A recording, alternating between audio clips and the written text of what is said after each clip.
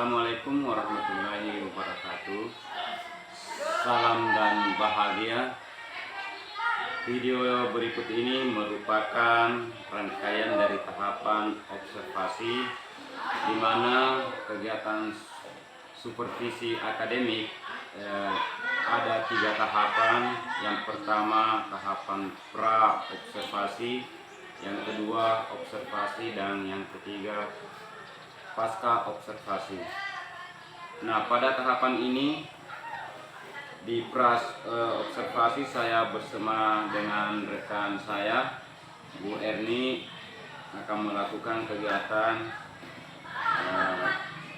pra observasi.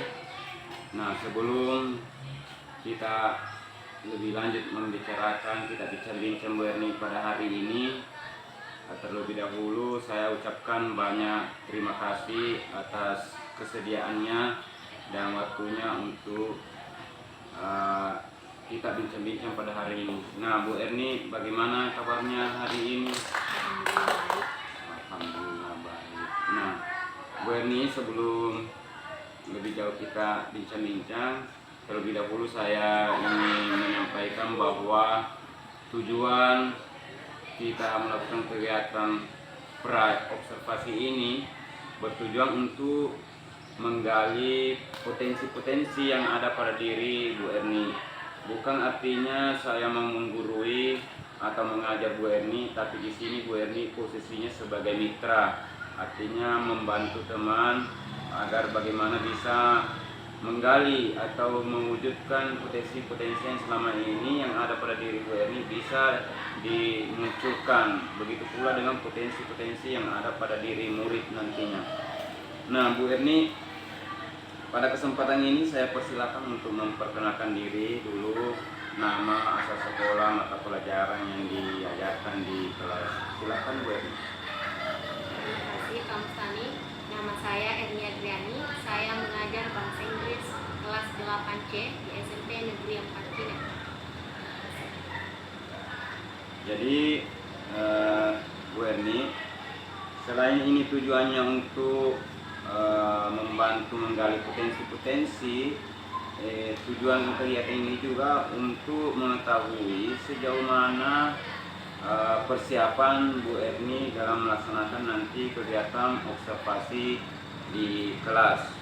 Nah, yang pertama ingin saya tanyakan kepada Ibu, tentu dalam proses pembelajaran ada tujuan yang ingin dicapai setelah proses pelaksanaan pembelajaran di kelas. Nah, menurut Ibu, nantinya pada saat observasi tujuan yang ingin dicapai seperti apa, Bu? Kebetulan sebentar saya mengajar di kelas 8C dengan tujuan pembelajaran itu short message and notice. Karena kemarin di pertemuan kemarin itu saya mengajarkan juga itu, tapi dengan metode saya bentuk kelompok. Cuman kalau setiap saya bentuk kelompok yang menonjol itu saja, tidak semua maksudnya bisa. Muridnya hanya tertentu saja itu yang paham. Nah, mungkin sebelah sharing sama teman tak, tapi tetap yang temannya yang satu ini ada misalnya ada jin yang pintar, jadi nanti melanjutkan melihat per kelompok. Jadi ini nanti insya Allah kalau masuk saya rubah lagi metodenya supaya semua paham tentang notice dan short message-nya. Saya akan random pasangannya, saya berpasangan kemudian random, kemudian saya bagikan kartu.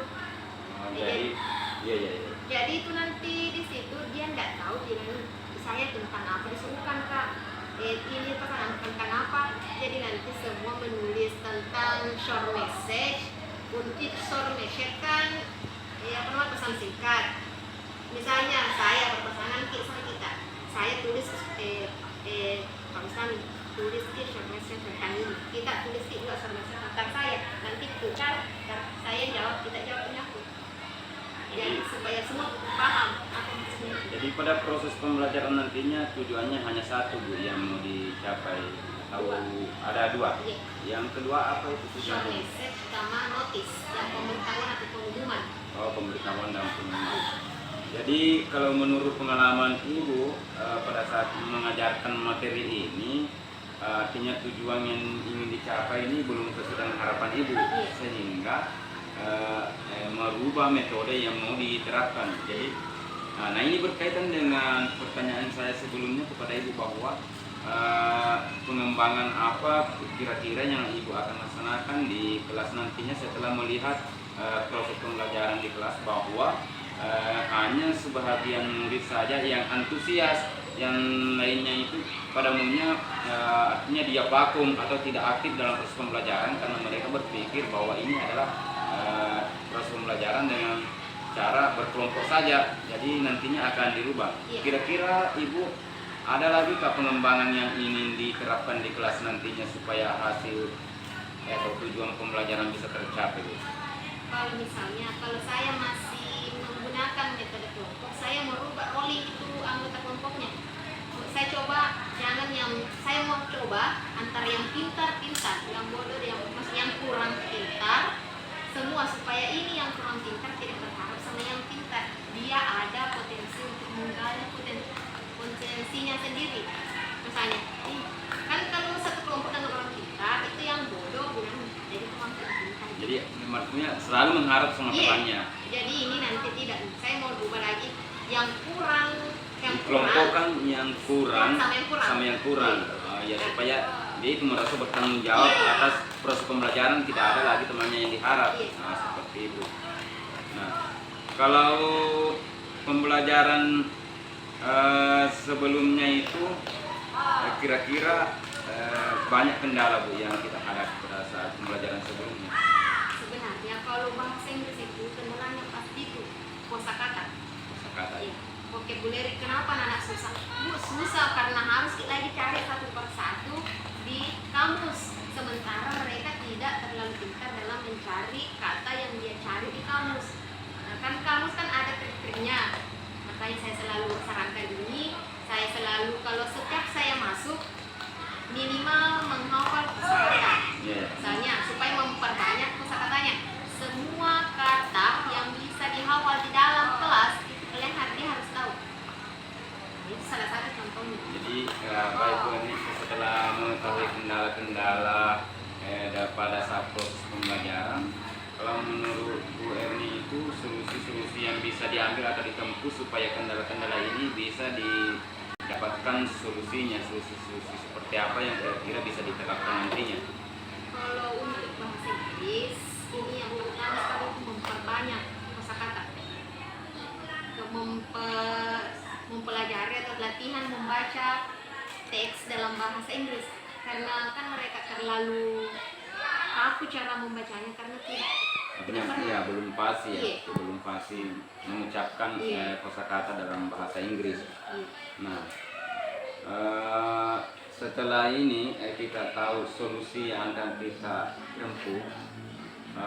Tentu dalam proses pembelajaran ada strategi Bu Ernita yang kita pahami sebagai seorang guru dalam menyampaikan materi kepada murid itu tentu ada strategi yang kita gunakan.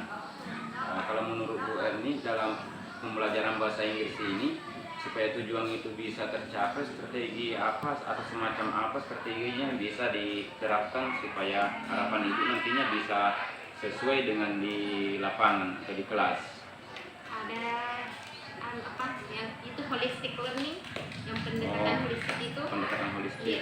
Biasanya dicari kita kasih dulu. Silakan dibuka halaman sekian tanpa memberikan contoh, tanpa ada penjelasan. Dia sendiri dulu yang kan, nak pelajari. Setelah itu saya tanya, ada yang bisa dipahami atau tidak? Setelah itu saya jelaskan. Setelah saya jelaskan, saya kasih umpan kembali. Umpan balik. Iya, umpan balik.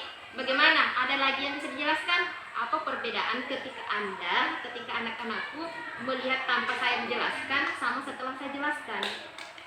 Seperti itu, strategi yang bisa diterapkan. Kan sebenarnya itu saat ini proses pembelajaran itu kita harus merubah pola pikir kita bahwa pembelajaran itu harus berpusat pada murid. Artinya melihat apa-apa kebutuhan murid sehingga kita dalam merancang RPP atau proses pembelajaran itu kita harus mempertimbangkan atau mengutamakan kebutuhan murid.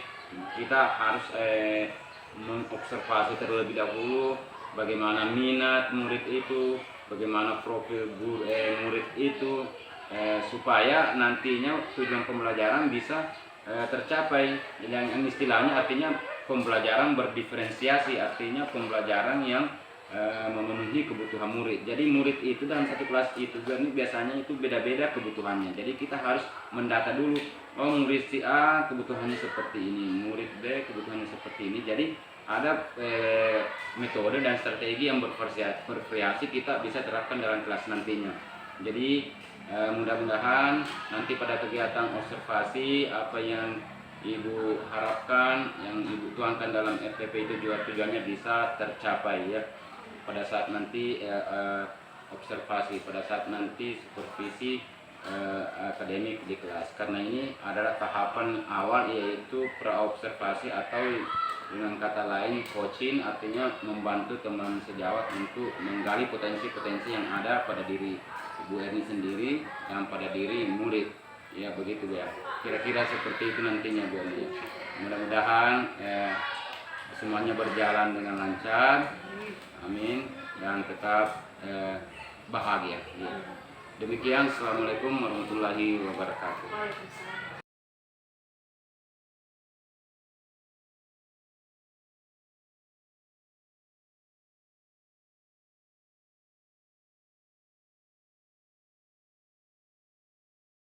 Stand up, please.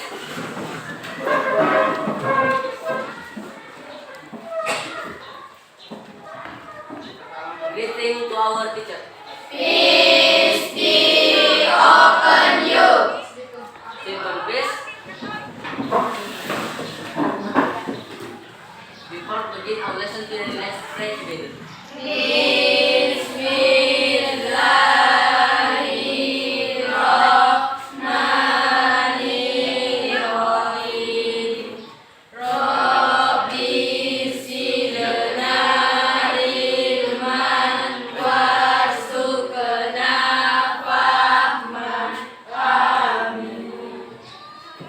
Very your name. Oke dibuka. Karena saya lupa bawa absen, saya sudah hafal namanya. Dan listen your name. Dari setiap nama yang saya sebut, tolong kita mengulang kata-kata yang sudah dihafal. Apa kalian masih ingat atau tidak? Oke. Listen your name. Abdullah. Papan tulis. Rahim. Handi Muhammad Rahim. Meja. Nurminda. Buku. Pika. Pika pulpen. Risma. This is marker.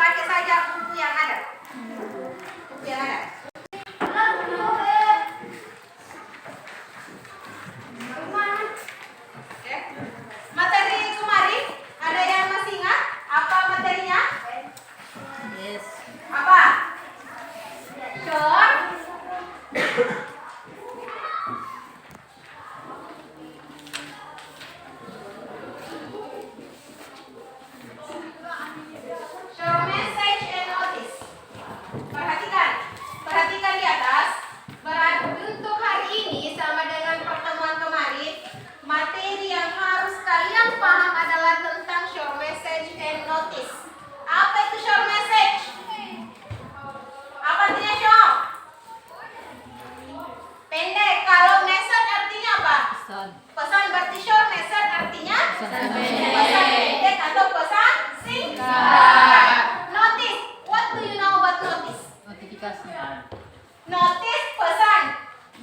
Notifikasi.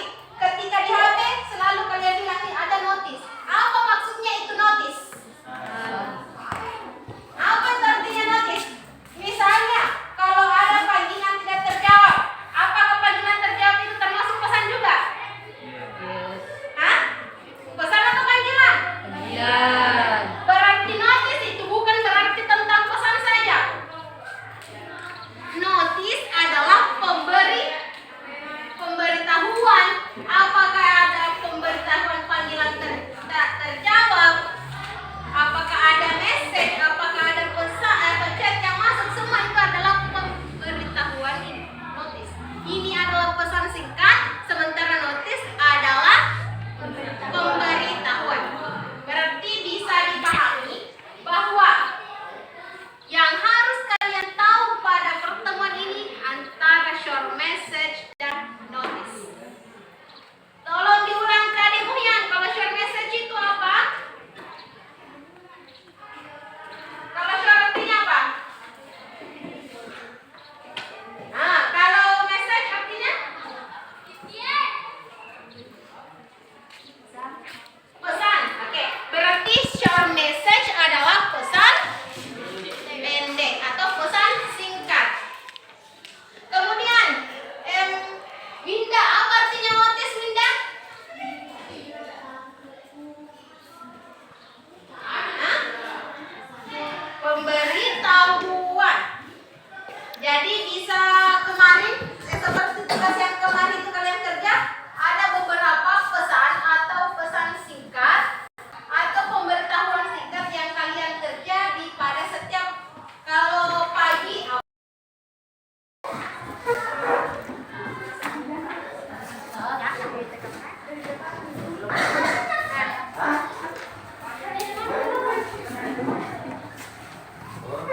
Oke, Arya please, pas.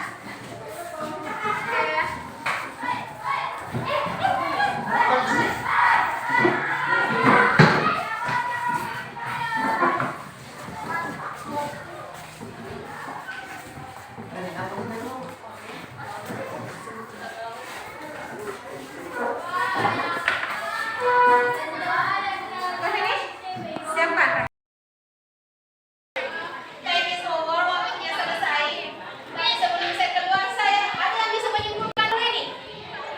Ada yang bisa menyimpulkan? What do you know about short message and what do you know about notice?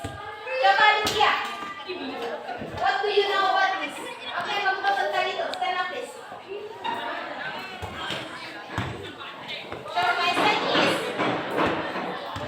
Short message is Short message adalah kalau notice pemberitahuan atau pesan atau pengumuman. Oke, Nazira, stand up please. What do you know about short message? Terus kalau notice apa? Ini biasa diberikan kepada informasi ini biasanya kalian kasih kepada siapa? Teman. Siapa lagi? Keluarga. Oke, thank you Sultan please. Oke, because this time is over. Saya harap nak ini materi yang ini tolong jangan setelah ini kalian tutup buku selesai. Tapi dibaca lagi karena insya Allah minggu depan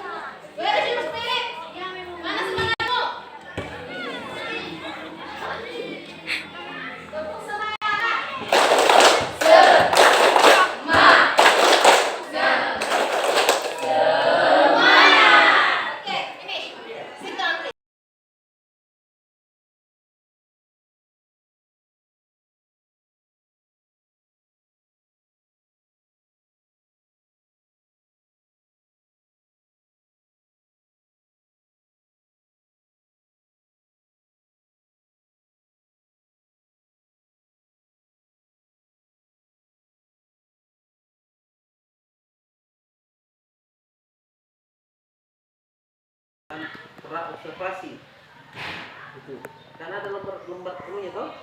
Yang kedua, lakukan observasi supervisi akademik di di lembar yang kelima. Nah, yang saya mau lihat kita lakukan kegiatan pasca dengan pengembangan. Itu yang saya mau lihat diskusi dengan teman guru. Apa yang kita pernah lakukan dulu waktu terakhir